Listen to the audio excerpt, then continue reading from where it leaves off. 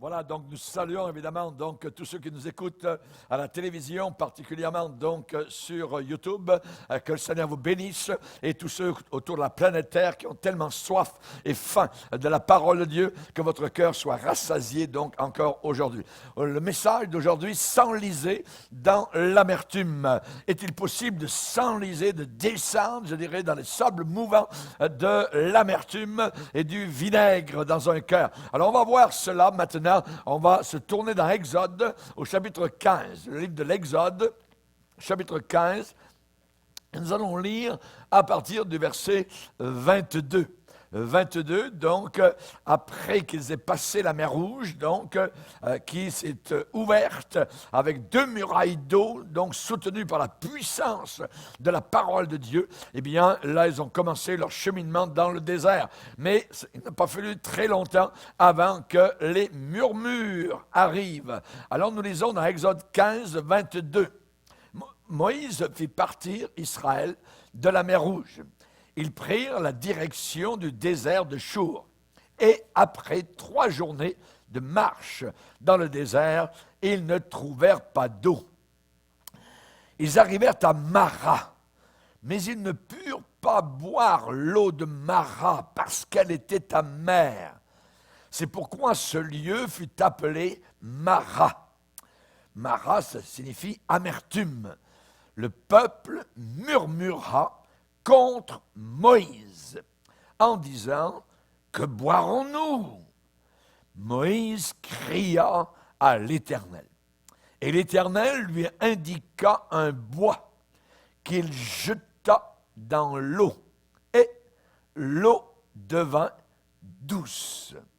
Ce fut là, à cet endroit-là, ce fut là que l'Éternel donna au peuple des lois et des ordonnances.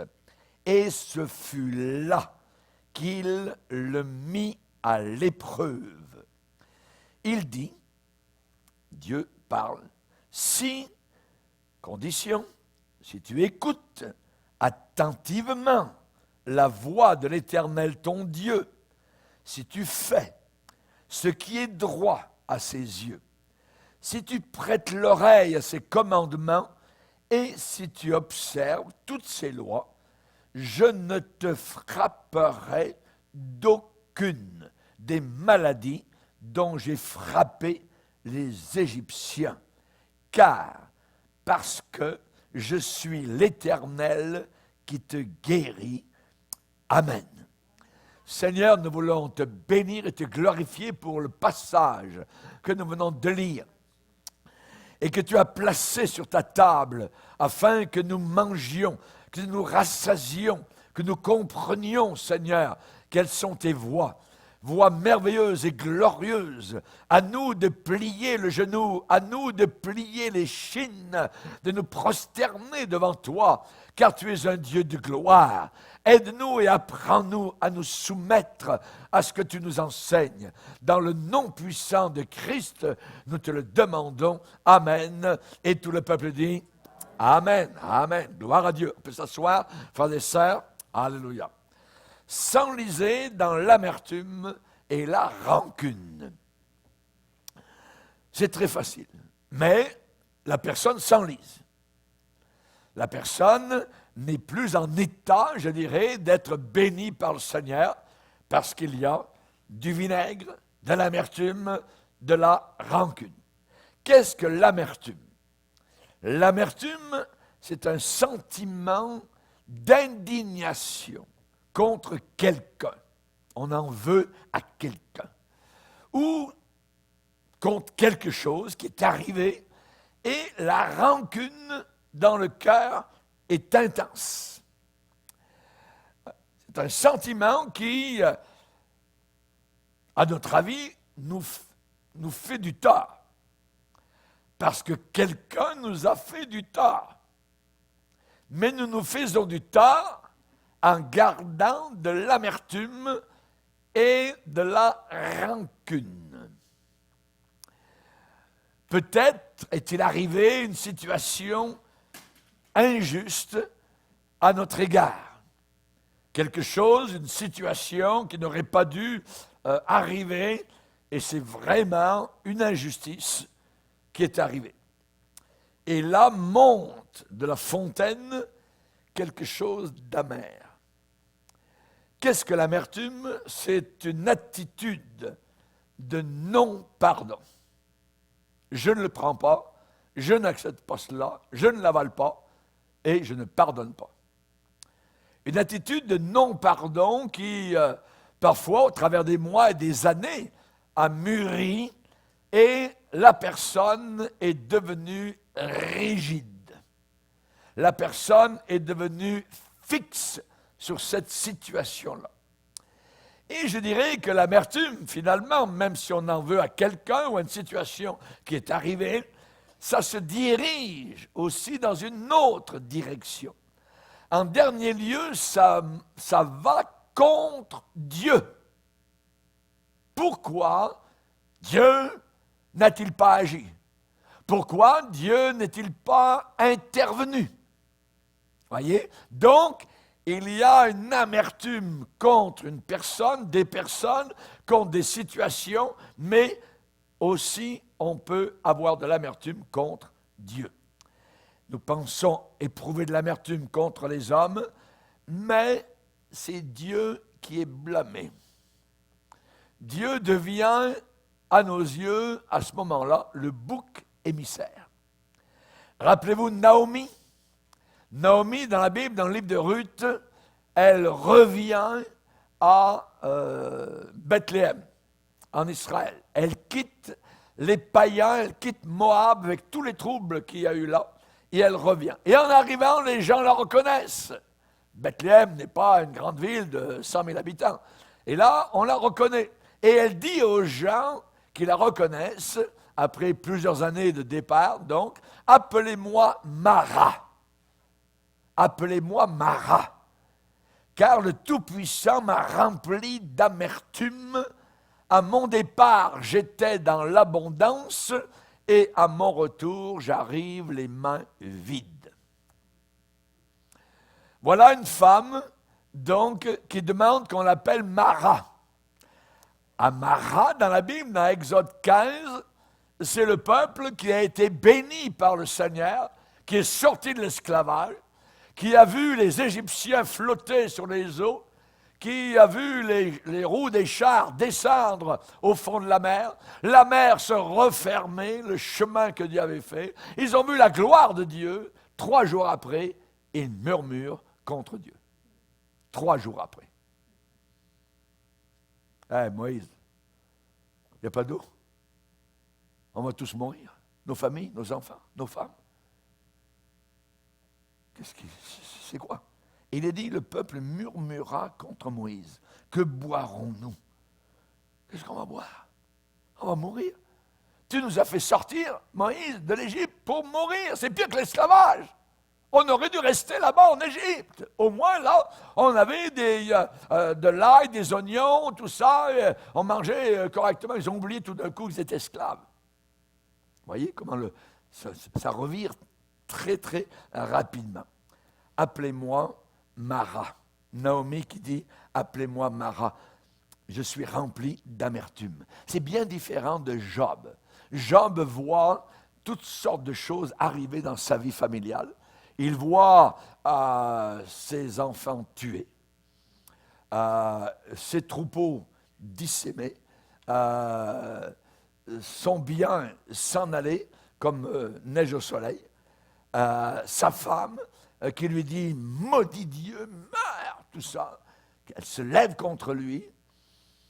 C'est un homme de Dieu et lui, il ne prend pas le côté de l'amertume. Il aurait eu le droit d'être très amer parce qu'il semble que c'est une situation très injuste pour lui. Et il dit, je suis sorti nu du sein de ma mère, je retournerai nu dans le sein de la terre. L'Éternel a donné, je reconnais que mes biens, mes chameaux, mes biens matériels, mes enfants, c'est Dieu qui me les a donnés. Dieu a tout repris. L'Éternel a donné, l'Éternel a ôté. Que le nom de l'Éternel soit maudit. Non. Voilà, vous êtes attentifs. Que le nom de l'Éternel soit béni. Et dans tout cela, il n'a pas péché. Il ne comprend pas la situation. Et si vous relisez tout le livre de Job, vous allez voir le dilemme dans lequel notre ami Job se trouve, voyez. Et le Nouveau Testament nous dit, vous avez entendu parler de la patience de Job, sa persévérance. Mais on ne voit pas d'amertume. David a dit, je bénirai l'Éternel en tout temps. En tout temps.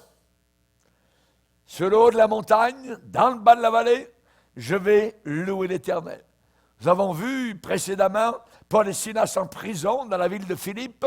Ils chantaient, malgré tout ce qui leur arrivait. Ils auraient pu être très amers et ils n'ont pas du tout donc pris cette attitude-là. On va lire un passage dans Psaume 37. Dans Psaume 37,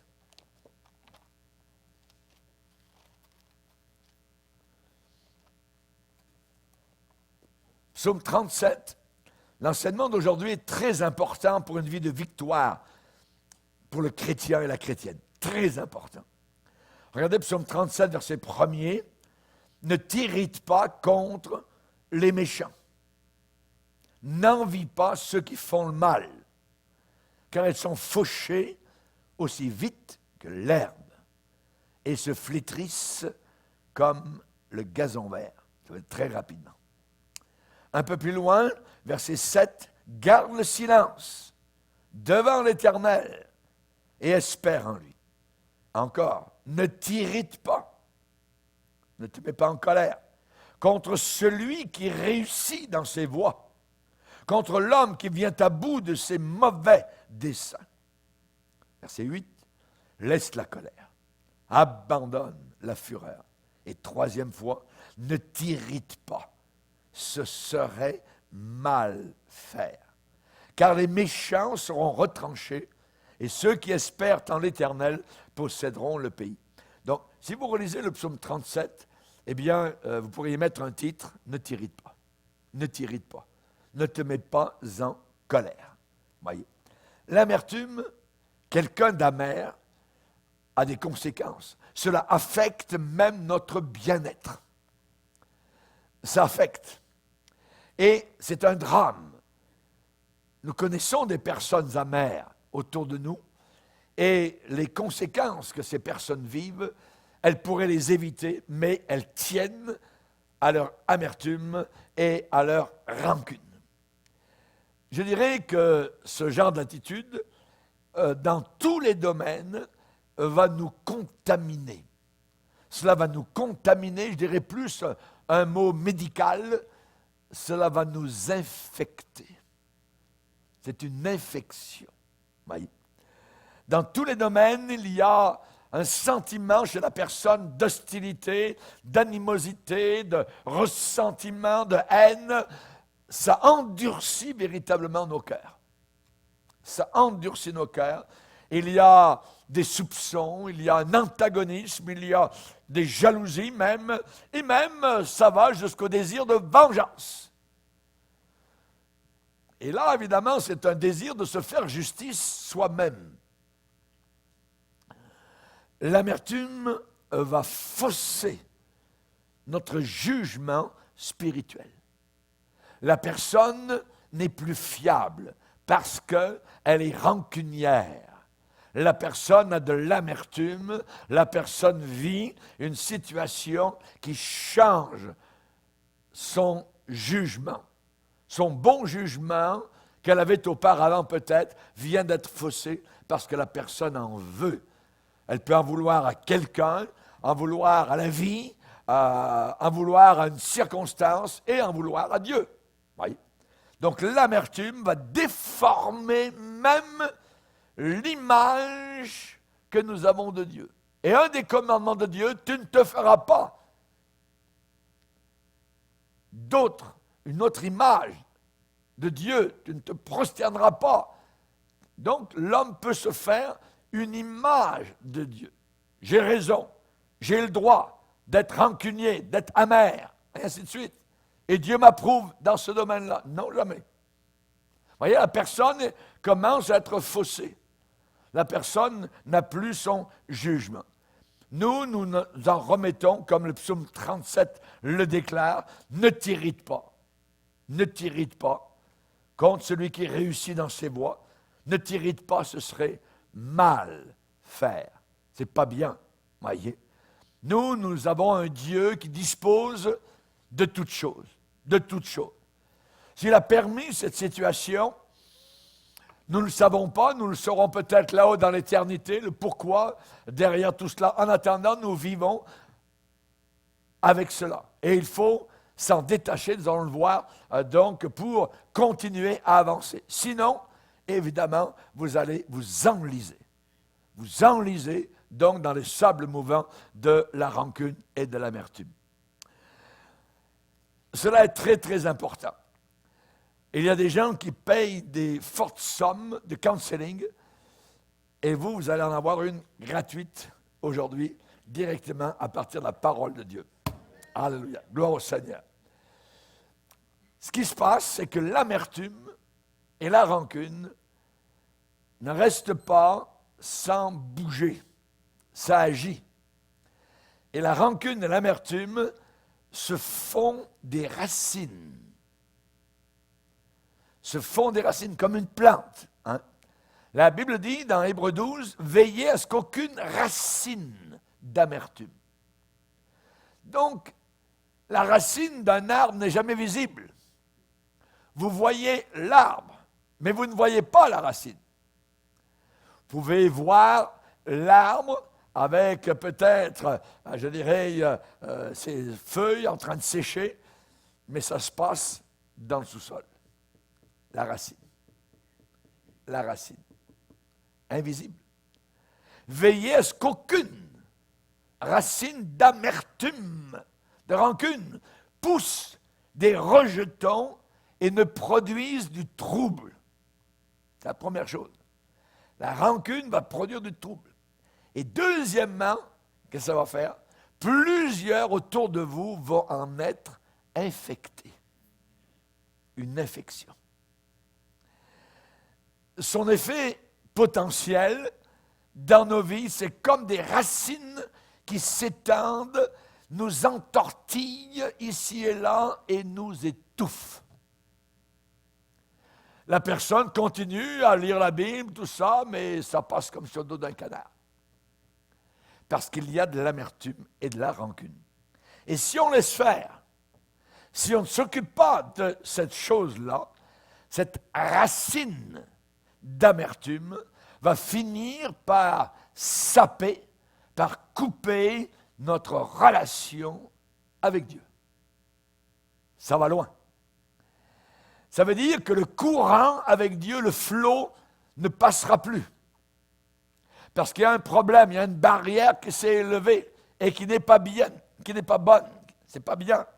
Et nous allons dire, ce sont nos iniquités qui mettent une séparation entre vous et Dieu. Donc une barrière est élevée. Et tant que la barrière n'est pas ôtée, il n'y a plus de relation avec le Seigneur.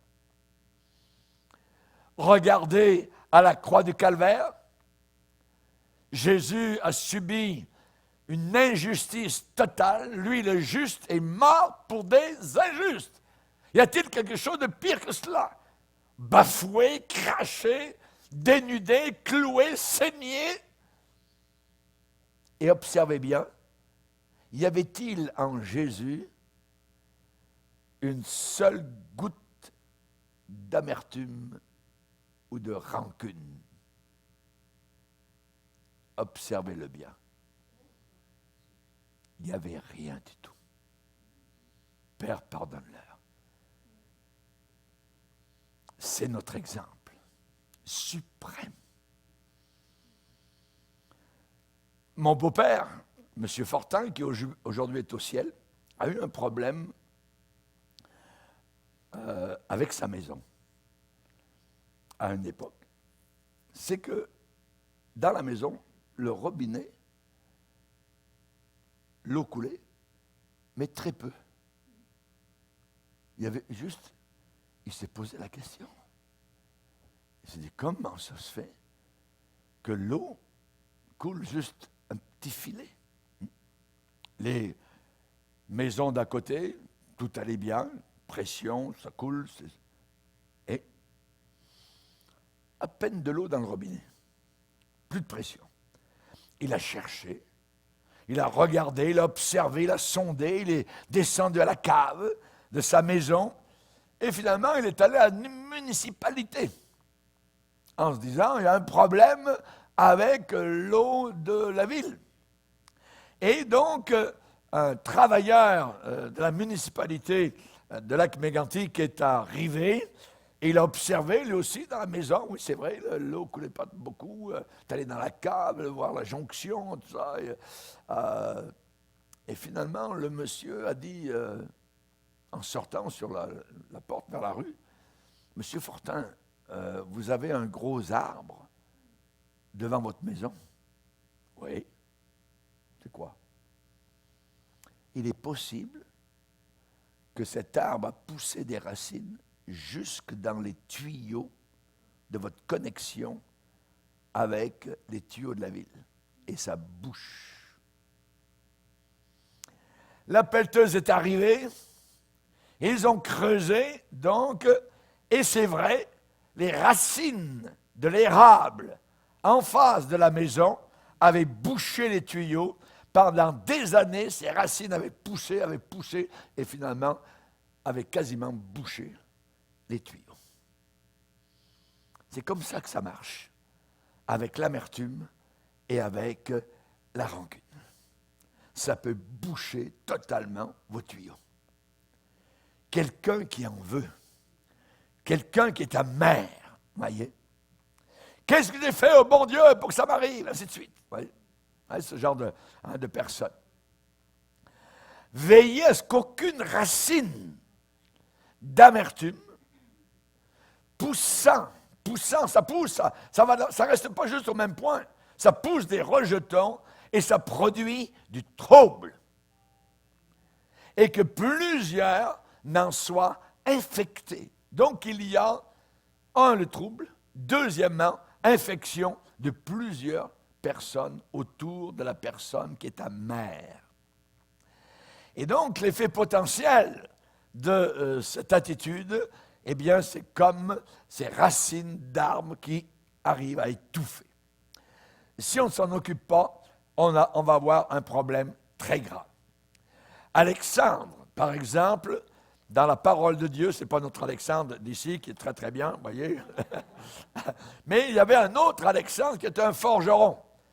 Et il ne forgeait pas uniquement, je dirais, des instruments agraires, mais il forgeait des complots contre l'homme de Dieu, contre Paul.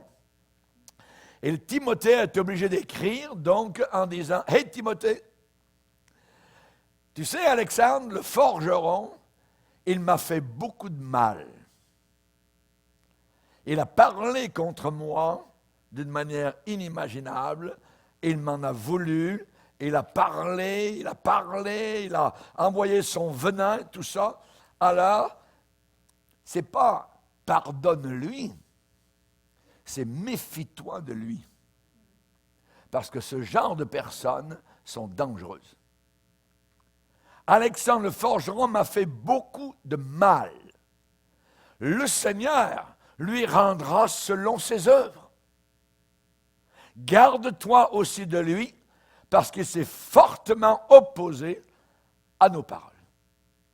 Voilà quelqu'un qui, possiblement, donc, Alexandre, était vraiment une écharde dans le ministère de l'apôtre Paul. Mais Paul, nous ne voyons pas qu'il avait de l'amertume, pas du tout, mais il avait les yeux clairs vis-à-vis de ce gars-là, et il fallait y veiller.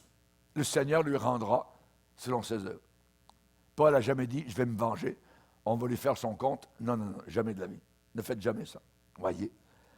Paul n'était pas du tout amer. Si nos racines d'amertume ont rempli les tuyaux de communication avec Dieu, alors à quoi bon prier? À quoi bon jeûner à longueur d'année, puisque Dieu ne nous écoutera pas? Ça ne sert à rien. Il faut régler absolument ce problème d'amertume et de rancune. Et à Mara, eh bien, le Seigneur a déclaré à ces gens qui étaient amers, si vous m'écoutez, si vous obéissez, alors je suis l'Éternel qui vais vous guérir. Je suis l'Éternel qui vais vous apporter la vie. Vous ne sécherez pas dans le désert. Et Dieu, donc, les a conduits là où il y avait de l'eau douce. Comment cela? En jetant un bois. Dieu a dit à Moïse, tu vois ce bois, jette-le dans ces eaux amères. Et quand vous jetez le bois de la croix, l'œuvre de Christ, dans votre situation, vous allez trouver que votre situation va devenir douce. Alléluia. C'est un miracle. Le peuple devait se débarrasser, se dépouiller de l'amertume avant de commencer à vivre, avant de commencer à expérimenter la guérison divine. Si tu écoutes attentivement, avec attention, si tu fais ce qui est droit, tu prêtes l'oreille, observe mes commandements, je suis l'Éternel Raphaël, qui te guérit. Elle, Dieu, Rapha, qui guérit. Notre frère Raphaël, il est là tout le temps pour nous dire ça. L'Éternel guérit. Raphaël. Alléluia. Je suis Yahweh Rapha. El Rapha, l'Éternel qui te guérit. L'amertume, hélas, a deux sœurs jumelles. La première, c'est la rancune. La deuxième, c'est la vengeance. Il va y goûter. Ou elle va y goûter. Et ainsi de suite. Voyez. Vous savez, quand David était juste à côté du roi Saül, dans une caverne, et là, un de ses coéquipiers à David lui dit, David, c'est le jour de l'Éternel. Tu peux le tuer. Il a voulu te tuer plusieurs fois. Il t'a cherché. Là, il est ici avec 3000 bonhommes, 3000 soldats pour te chercher toi, comme une perdrix dans le désert. Regarde, il est juste là. Il est en train de faire ses besoins dans une caverne, le roi Saül. Et qu'est-ce que David a fait? Il a pris son épée, il a coupé le bord. Il a coupé le bord de la cape du vêtement de Saül. Et ensuite, quand le roi Saül est sorti, « Hey, Saül, j'étais là. » « C'est toi, David? »« Oui, regarde, j'aurais pu te tuer. » David n'a jamais voulu quelqu'un qui lui en voulait, quelqu'un qui le cherchait, qui voulait le tuer. Il aurait pu être amer, il aurait pu en vouloir, il aurait pu, je dirais, avoir des racines. Ça faisait des années. Forcer quelqu'un à vivre dans le fond des cavernes, imaginez, du désert. Et un jour, il découvre son ennemi là, juste là. C'est Dieu qui te le donne. Vas-y. Non. David, non. Je ne toucherai pas au roi Saül. C'est Dieu qui l'a placé là. Dieu va s'en occuper. Et Dieu s'en est occupé. Saül s'est suicidé lui-même, quelque temps plus tard. On va lire un passage dans Romains 12. Romains 12. Romains 12, verset 14.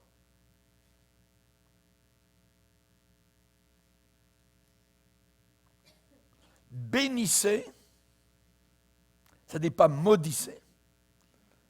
Bénissez ceux qui vous persécutent. Bénissez et ne maudissez pas. Un peu plus loin, au verset 19. Ne vous vengez pas vous-même. C'est Dieu qui parle.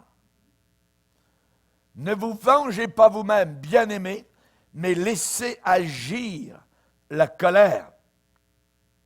Car il est écrit, à moi la vengeance, à moi la rétribution, dit le Seigneur. Mais si ton ennemi a faim, donne-lui à manger, s'il a soif, donne-lui à boire, car en agissant ainsi, ce sont des charbons ardents que tu amasseras sur sa tête. Ne te laisse pas vaincre par le mal, c'est-à-dire en étant amer, en voulant te venger, en te vengeant toi-même. Non, non, non, ne te laisse pas vaincre par le mal, mais surmonte le mal par le bien.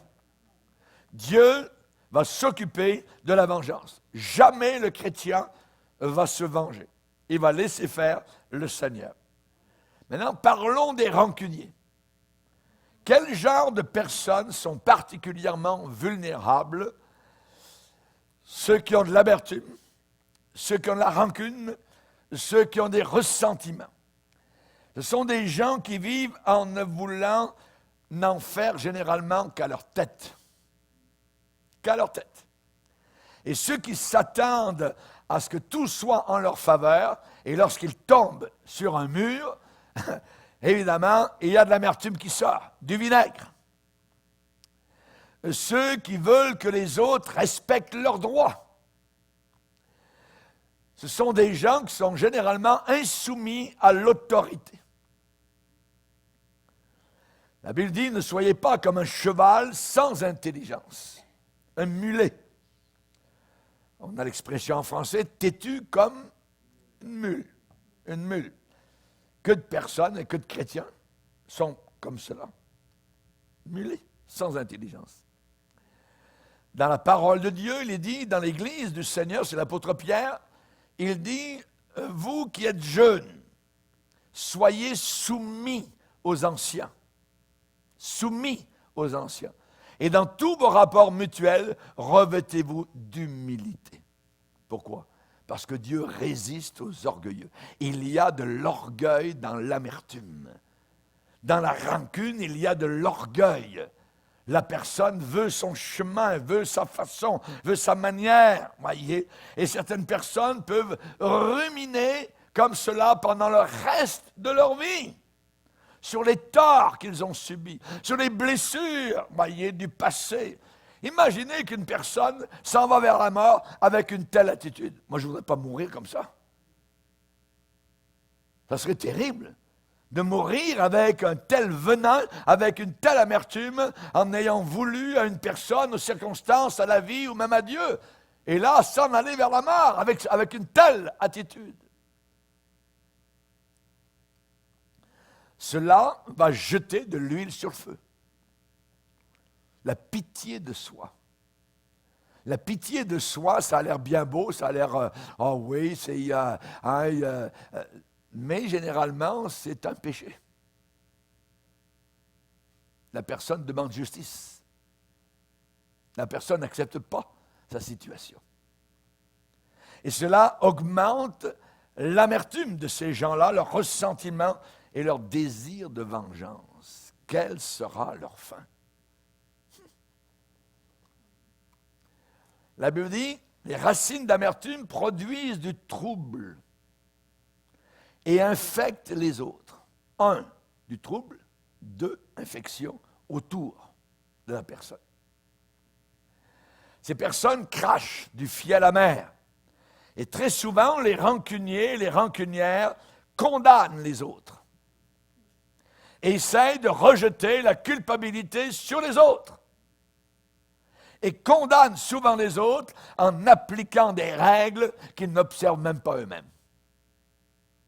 Jésus a dit, vous les reconnaîtrez à leurs fruits. C'est les fruits qui parlent. L'arbre peut être bien beau, hein, mais c'est la sorte de fruit qui va dire quelle sorte d'arbre c'est. Vous les reconnaîtrez à leurs fruits. Cueille-t-on des raisins sur des épines? Cueille-t-on des figues sur des chardons? Des chardons. Ces personnes sont des paquets d'épines, sont des chardons. Et quand vous abordez cette sorte de personnes-là, il faut prendre des gants épais. Parce que c'est un buisson, ce sont des épines. Ces gens-là, généralement, sont en proie à des changements d'humeur extrêmes. Ils peuvent changer d'humeur très, très rapidement. Il n'y a pas d'équilibre dans leurs relations. Ils éprouvent soit de la haine soit de l'amour. Il n'y a pas de milieu, c'est l'un ou l'autre. Le roi Saül était comme cela, il était jaloux, il avait une pitié de soi-même, et cela a commencé lorsque David a tué Goliath et que les femmes ont commencé à chanter, évidemment, la victoire de David. Saül était capable de dire un jour, j'ai péché. Oh David, tu aurais pu me tuer, c'est moi qui ai tort, j'ai péché. Le lendemain, Saül continue à courir après David pour le tuer. Oui. Oh, mon petit David, j'ai agi en insensé. Mais il a fait tuer plus de 70 sacrificateurs à Nob. C'est le même roi Saül. Il a vraiment agi en insensé. Pas d'équilibre dans leur relation. Ces gens-là insistent très souvent sur la faute des autres. Des autres, c'est des autres. Mais cela dans un but, un certain but, c'est-à-dire de minimiser leur culpabilité personnelle et de justifier leur amertume. Et de dire, si je suis amer, j'ai beaucoup de raisons d'être amer, j'ai raison, et ainsi de suite. Vous voyez? Ça ne marche pas, ça ne passe pas devant Dieu. Et ceux et celles qui continuent d'agir comme cela n'aboutissent qu'à une seule chose. C'est qu'ils font durer leurs problèmes, perdurer leurs problèmes, et ils s'enlisent littéralement dans l'amertume. Je suis allé un jour avec un pasteur au Mont-Saint-Michel, et juste à côté du Mont-Saint-Michel, qui est au bord de la mer, de l'océan Atlantique, il y a des marais, avec évidemment donc des sables mouvants. Il y a des gens qui sont morts là, dans les sables mouvants. Ils avançaient, c'était dur, un peu plus loin, ça commençait à bouger, et au moment où ils enfonçaient, ils ne pouvaient plus sortir. Ils s'enfonçaient, jusqu'à la tête, après, ils mouraient. C'est terrible, les sables mouvants. L'amertume et la rancune, ce sont des sables mouvants. C'est un péché grave. Si c'est un péché, il faut s'en repentir. Ça demande la repentance. Et cette repentance doit inclure beaucoup de choses. De dire, oui, je reconnais, j'ai de la haine. Je reconnais, j'ai de la colère. J'ai des mauvais soupçons. J'ai de la jalousie. J'ai de l'hostilité. J'ai un désir de vengeance. Et ainsi de suite. Et la Bible dit, justement, vis-à-vis de cela, faites disparaître cela. Faites disparaître du milieu de vous toute amertume, toute aigreur, rancune, toute colère, animosité, toute clameur. Vous voyez, crier contre quelqu'un. Oups, ça ne marche pas. Toute clameur, toute espèce de méchanceté disparaissent du milieu de vous. Je suis en train de citer la Bible, Éphésiens, chapitre 4, verset 31. Ça veut dire, bannissez de votre vie toutes les explosions de colère, les remarques blessantes. Une langue est capable de couper plus qu'un couteau. La Bible dit, soyez bons les uns envers les autres, vous pardonnant comme Christ vous a pardonné. Nous sommes condamnés, si je peux dire ainsi, à toujours pardonner. C'est notre privilège. Le païen ne peut pas, mais nous le pouvons, parce que nous avons le Saint-Esprit qui est en nous. Et nous avons l'exemple de Jésus.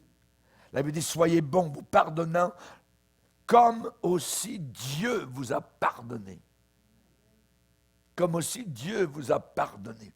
Ça veut dire, soyez prêts à chaque instant à vous pardonner généreusement. Pas avec un petit peu, généreusement. Je te pardonne. Je te pardonne.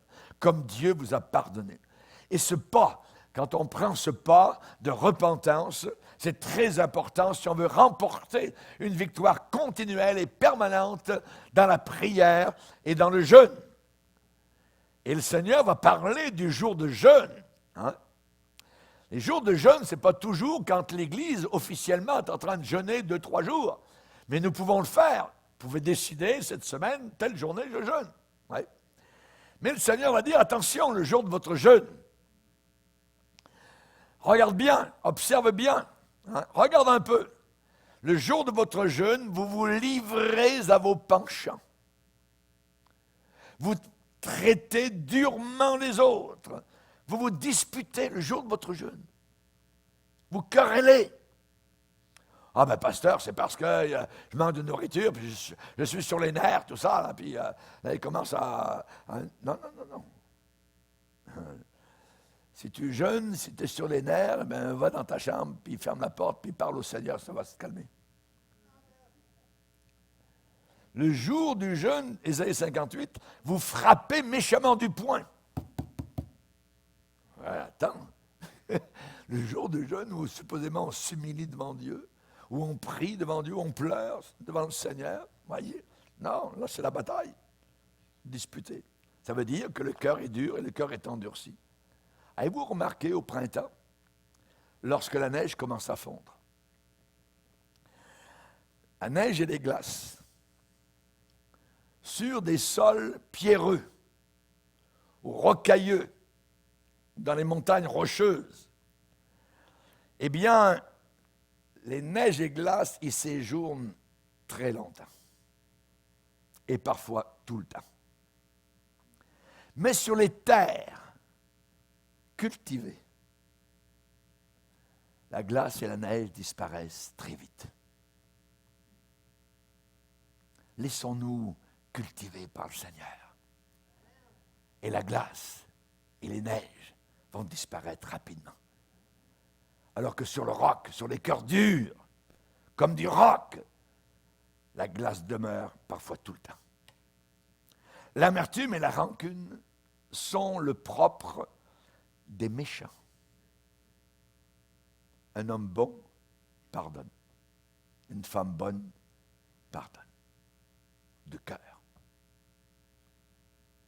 Mais aussi longtemps que nos sentiments d'amertume et de rancune vont continuer à se développer, leurs racines vont s'enfoncer encore plus profondément dans nos cœurs.